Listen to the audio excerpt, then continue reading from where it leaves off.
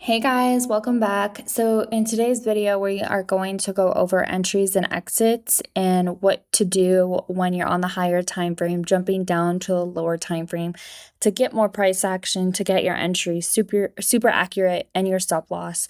So we're just going to talk about that. So when you're back testing, make sure you minimize the price on the right hand side, and then you can replay it. And then that way you don't know what's going to happen moving forward. Okay. So we are just going to do a couple markups here. So we're going to take the zone tool and go from the body, and then we are going to identify the price. And then what we're going to do, so I usually start on the 4 hour. You can do 4 hour, 1 hour, whichever you want. And then basically what I'm going to do is I'm just going to draw where price has reacted previously. And you don't need to do too many. Like this is at 193. You don't need to do like all the way down here. You can start adding in once price gets there. So these can be the main areas. Now, what you can do is between these two areas, this is 47 pips, which isn't bad on GJ, and this is about 82. So what you can do to make you more confident is you can add in prices as it's going down. So when we talk about entering, this is major structure, okay? So for whatever reason, on the left-hand side, so if we take this to the left-hand side, there has to be something that's telling us that this is reacting, okay? So as you can see here, we have one reaction and two reactions here, and then it ended up dropping. So just from here, it ended up dropping basically 1,300 pips. So when it gets to that same area, that's basically what it's going to do. It's going to have a major drop, not necessarily that much, but we know if it can't break these two prices that it couldn't break prior, that it will reverse. Okay, so that's kind of how we get the direction of things. And then as well as like the more that you study the pair, the more that it will make sense and the more you'll understand the trend. So we had one reaction here at these two prices, okay? So we want to put in two prices here. So we have the 288 and the 372, all right? So we have one reaction here, and then we have a second reaction here.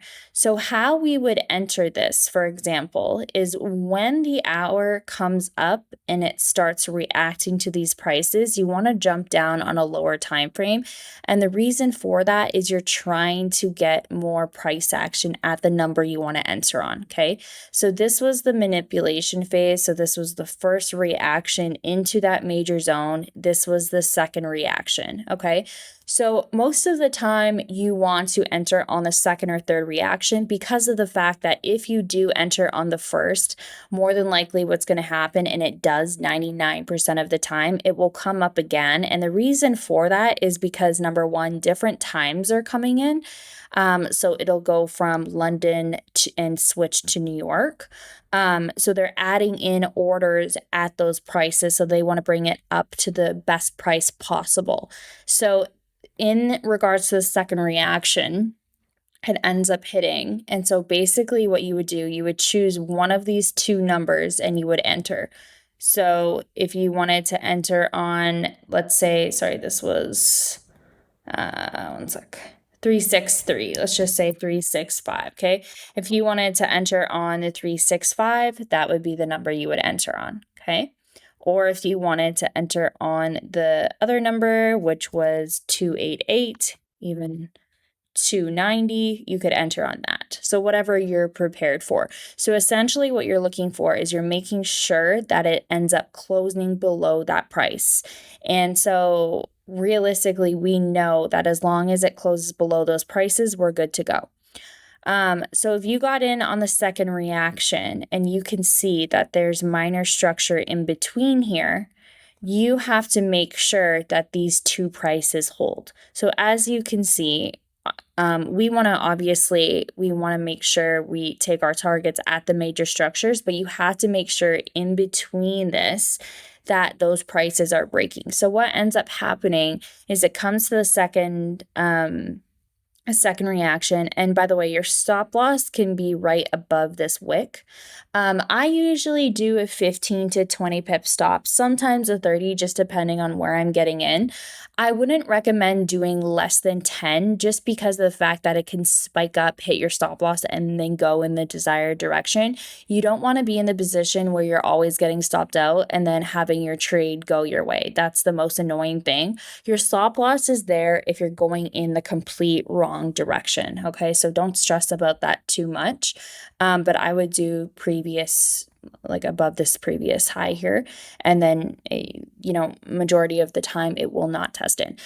So it ends up reacting, but then these two prices can't break below. So the 942 can't break below, so it ends up breaking and testing, and then it tries to break above, basically range it, and then basically it ends up reacting. So if you can see that it's not closing below the prices and it starts coming up, but then you can see it ends up just respecting this price, you can hold it. So the more prices you put in there, the better it is, because then it makes you more comfortable in knowing that, okay, well, this price is holding, and then it'll end up reversing in the next coming session, which was Tokyo. Okay, so it does come to the 800 area, so this structure, and it tests in perfectly.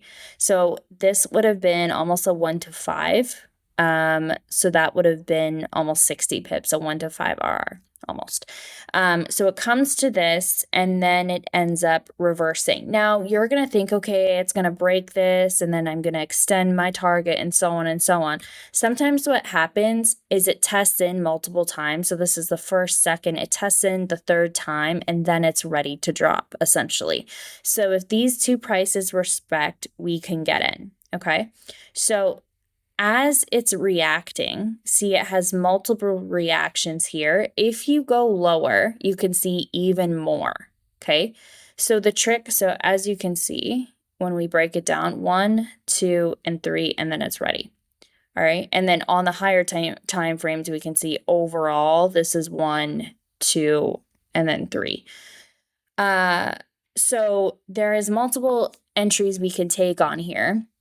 So obviously the first reaction hits, it comes down and it tries to manipulate past, but it keeps closing below those numbers. So in this case, the 290 would be your entry. Now, even if you get in on the first reaction, the second reaction, whatever, just understand that different times are coming in and they're adding in orders. So as long as you're right on the trend and the direction, you're fine. You just have to trust the process. So here would be your entry. And then once you get the entry on the lower time frame, you do not stay on the lower time frame because there's just so much price action on a lower time frame, you're going to get confused. So go back up to the 1 hour or the 30-minute, whatever you're most comfortable with, and then we're going to identify where our target is before this even drops. That was a very fast drop. So same numbers would apply. So this would be your first target, second target, third target, fourth target, so on and so on. If you want to do it by little increments, you can. If you want to do it from major to major, obviously this would be your first target with your major zone. Now, we can see that there was some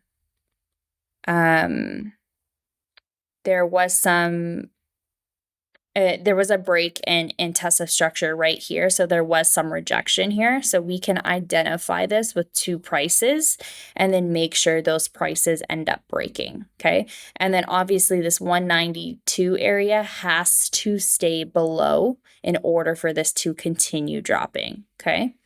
So let's just see. Okay, so see how on the 10-minute, if we go down, how this came down, it reacted to the T of our pricing. I just took it from the left, and then it came up, it tested into that same number, and then came down. Well, you could add in another entry here. Okay, so that would have been late at night for me. Well, almost. But or this would have been Tokyo, so some of you in Europe and stuff wouldn't have caught this, but it just depends on what time it's at. But essentially, you can add in if you're awake. Sometimes I just lead with one position, and then if I'm up, I do add in, but if not, then I just stick with one. It's totally up to you, but you can add into this whole trend as long as it's respecting price, right? So you could add in here, you could add in any of these prices essentially, even here. So then it ends up breaking and testing that major structure. We can know it's going to end up staying below because it closed here, and then it ends up dropping, okay?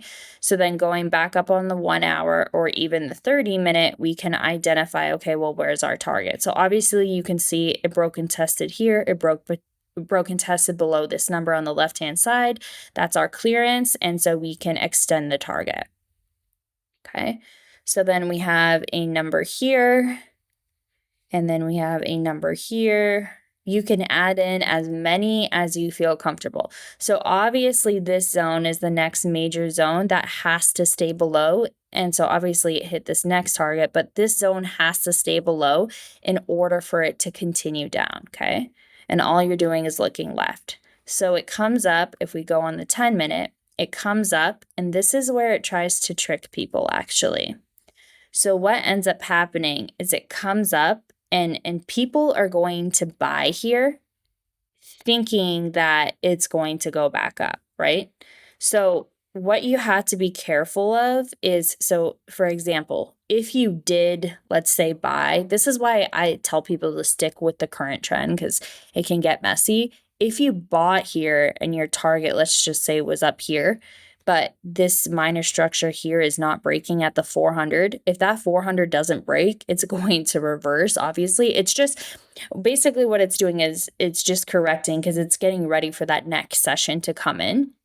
And so they brought it to a higher price, adding in orders, and then they continue it down.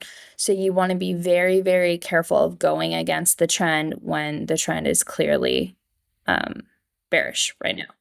So how you get even more price action is you can drop down to the 1 minute. And so see how it reacted to the 400 here, and then it broke and tested. This could be your other position that you enter on. And then basically, again, you'd go up to the 30-minute. And so you can't even see the price action on the 1 minute here. There's no way you would be able to get in here without going on a lower time frame.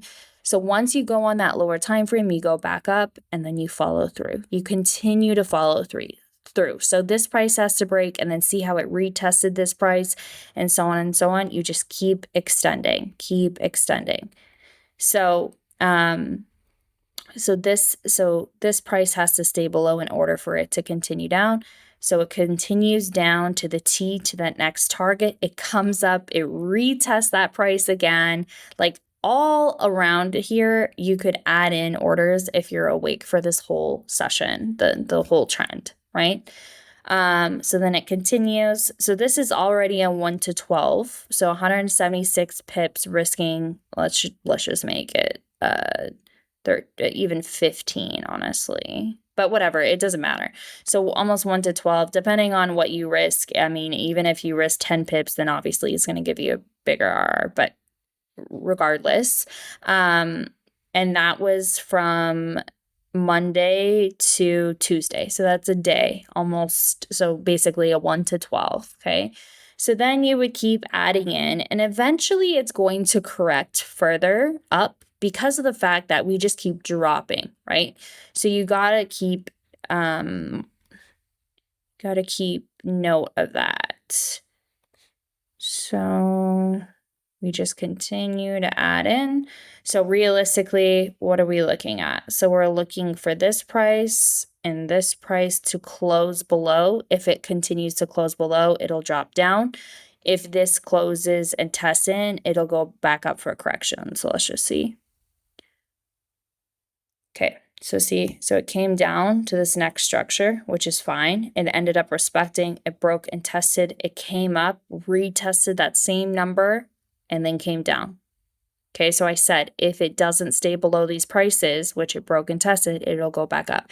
It retested that structure, and now we need a full close below in order for this to continue down. Okay, cool. So it closed, It tested in, closed below this next structure. It went all the way to that major structure. So that's a 1 to 18, almost a 1 to 20, 275 pips. That's 2 days, less than 2 days, essentially. So when it trends like this, it is so beautiful and so easy. But you have to make sure you're understanding what's happening. So it's all in the prices, it's all in the numbers. There's no trend lines, there's no fibs, there's no nothing. There's no candlestick analysis, there's no patterns, nothing. It's just pure price action. So you have to be prepared for the structure to hit the prices, and you have to have the prices prepared and pre-planned before it ends up hitting. And then as long as structure is hitting the prices, that's when you know you are on the right track. So I hope that makes sense. Make sure you break it down to the lower time frames. Once you get the entry, go on a higher time frame and follow through. Make sure you like this video and subscribe.